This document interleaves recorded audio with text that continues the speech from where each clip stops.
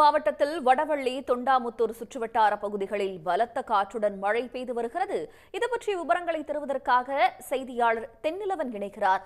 தென்னிலவன், கோடை வெயில் வாட்டி வதைத்து வரக்கூடிய நிலையில் தற்போது கோவை மாவட்டத்திற்குட்பட்ட சில பகுதிகளில் மழை பெய்திருக்கிறது. அங்கு தற்போது எந்த மாதிரியான சூழல் நிலவுகிறது? பொதுமக்கள் என்ன தெரிவிக்கிறாங்க? விவரங்கள். நிச்சயமாக. அதாவது கோவை மாவட்டத்தை பொறுத்தளவு பாத்தீங்கன்னா, கடந்த ஒரு மாதத்திற்கும் மேலாக கோடை வெயிலின் தாக்கம் இதுவரை இல்லாத அளவுக்காக இருந்தது.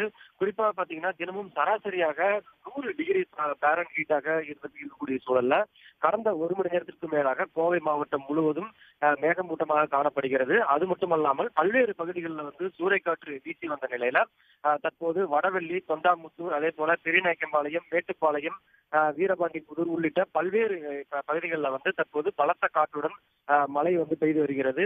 குறிப்பாக வடவள்ளி, தொண்டாமுத்தூர் பகுதியில் பாத்தீங்கன்னா பலத்த இடி மற்றும் மின்னலுடனும் இந்த மழையானது பெய்து வருகிறது.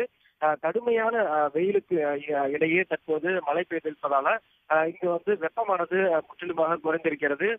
குறிப்பாக பாத்தீங்கன்னா இன்று காலை முதல் கூட பாத்தீங்கன்னா கிட்டத்தட்ட 100 டிகிரிக்கு மேலாக இந்த வெப்பநிலை இருந்த நிலையில கடந்த ஒரு மணி நேரத்திற்கு மேலாக திடீரென மேகமூட்டம் ஏற்பட்டதோடு பல்வேறு பகுதிகளில் சூறைக்காற்று வீசியது.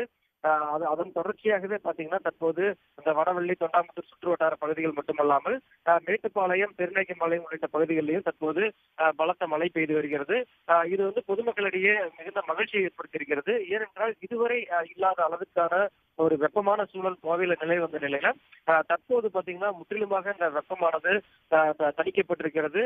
மழையும் பெய்து வருகிறது. மேலும் பாத்தீங்கன்னா மாநகர் பகுதிகளிலையும் தொடர்ந்து மேகமூட்டமாக காணப்படக்கூடிய சூழல்ல இங்கும் மழை பெய்வதற்கான வாய்ப்புகள் அதிகமாகவே இருக்கிறது.